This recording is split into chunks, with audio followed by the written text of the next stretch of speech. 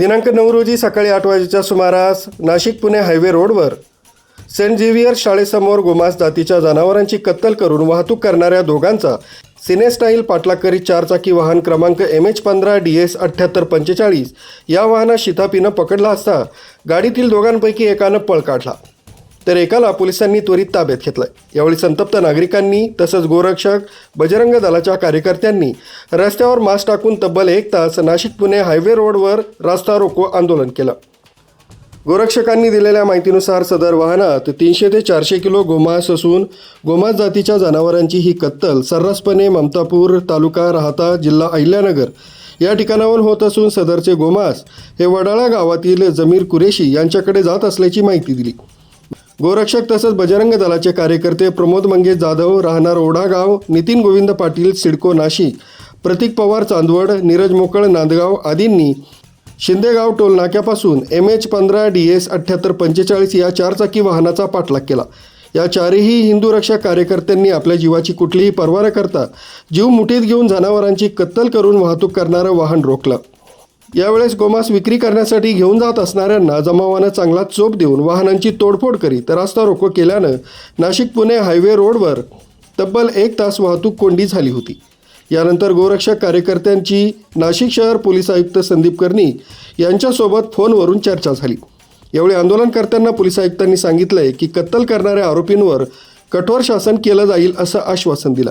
याप्रसंगी पोलीस उपायुक्त किशोर काळे, सहाय्यक पोलीस आयुक्त संगीता निकम, वरिष्ठ पोलीस निरीक्षक जयंत शिरसाट, जितेंद्र सपकाळे आदींनी आंदोलनकर्त्यांची समजूत काढली। गोमांस वाहतूक करणाऱ्या गुन्हेगारांवर उपनगर पोलीस ठाण्यात गुन्हा दाखल करण्याचं काम सुरू आहे। या आंदोलनादरम्यान हिंदू रक्षक सोनू नागरे, शिवसेना नेते गणेश कदम, विक्रम कदम, किरण गायकवाड, निर्मल भंडारी, संग्राम फडके आदी हिंदू रक्षक कार्यकर्ते, पदाधिकारी, नागरिक मोठ्या संख्येने उपस्थित होते। प्राणीन फाउंडेशन गौरक्षक ज्या प्रकारे नाशिकमध्ये रोजच्या 40 ते 50 गाड्या गोमांसाच्या गाड्या, त्या 1 सीटर गाड्या, पॅसेंजर गाड्या, त्याच्यामधून रोज 40 ते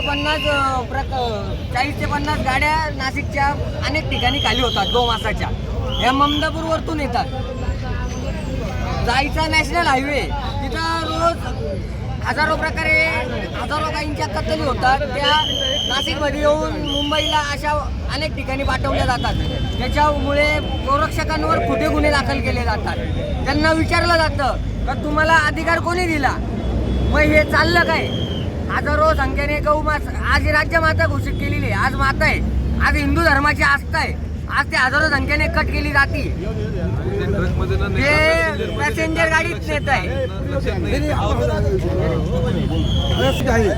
साहेबांनी राजवाडा दर्जा बंद करून टाकावा, रद्द करून टाकावा। राजवाडा दर्जा दूध सुद्धा रोज हजारो संख्येने इथं गाई कापू राहिले। हे कोणाच्या आशीर्वादाने एवढं चालतंय? हे काय चालतंय? कोण याच्या मागे आहे? कोण चालवणार आहे? तुम्हाला अधिकार कोणी दिला? अधिकार कोणी दिलेला आहे?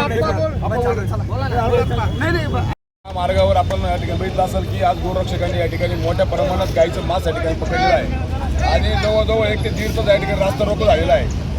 पोलिसांनी या ठिकाणी योग्य कारवाई करणं खूप गरजेचं आहे। एका बाजूला गोमातेला राष्ट्रीय दर्जा आपण देतो, राज्य दर्जा देतो, परंतु त्या ठिकाणी गोमातेची रोज 3 गाड्या कत्तल होते आणि त्या ठिकाणी ममतापूर जे आहे त्या ठिकाणी हा सगळा अड्डा आहे आणि या ठिकाणी सगळे मांस संपूर्ण राज्यात पसरवलं जातं आणि ह्या माध्यमातून गोमातेची जी हत्या आहे ती मोठ्या प्रमाणात केली जाते।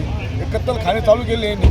आता CP साहेबांशी मी बोललेलो आहे, CP साहेबांनी स्पष्ट सांगितलेलं आहे की आम्ही कारवाई करतो। आमचं एवढंच म्हणणं आहे की नाशिक जिल्हा जर खऱ्या अर्थानं कायद्याचा बालेकिल्ला असेल तर अशा लोकांसोबत धिंडही काढणं खूप गरजेचं आहे आणि म्हणून जे गोमातेची हत्या करतील त्यांची रस्त्यावर धिंड काढली गेली पाहिजे, तरच गोमातेचं खऱ्या अर्थानं या ठिकाणी संरक्षण होईल। अन्यथा राजरोसपणे आम्ही किती आंदोलनं केले तर आमच्याच गुन्हे दाखल होतील, परंतु या ठिकाणी गोमातेला पण न्याय मिळेल असं वाटत नाही। त्याच्यामुळे मी पुन्हा एकदा सरकारला विनंती करतो, मी शिवसेनेचा संपर्क प्रमुख आहे, या नात्याने विनंती करतो की सरकार आपलं आहे आणि त्या माध्यमातून गोमातेची कुठेतरी हत्या थांबली पाहिजे आणि गो-हत्या थांबून खऱ्या अर्थाच्या गोमातेला न्याय मिळाला पाहिजे आणि त्या माध्यमातून ह्या ज्या काही प्रवृत्ती आहे यांच्यावर कारवाई करून यांचा त्या ठिकाणी बिमोड केला पाहिजे। कुठल्याही परिस्थितीमध्ये हिवाळी अधिवेशन चालू आहे, या हिवाळी अधिवेशनामध्ये हा मुद्दा हा पुढे येऊ शकतो आणि या माध्यमातून मी मुख्यमंत्र्यांना, उपमुख्यमंत्र्यांना विनंती करतो की आपण तात्काळ कारवाई करावी आणि या नाशिक जिल्ह्यामध्येच नाही तर महाराष्ट्रामध्ये हत्या होती ही तात्काळ थांबवली। न्यूज ब्युरो, सक्षम police times, news 112, Nashik road.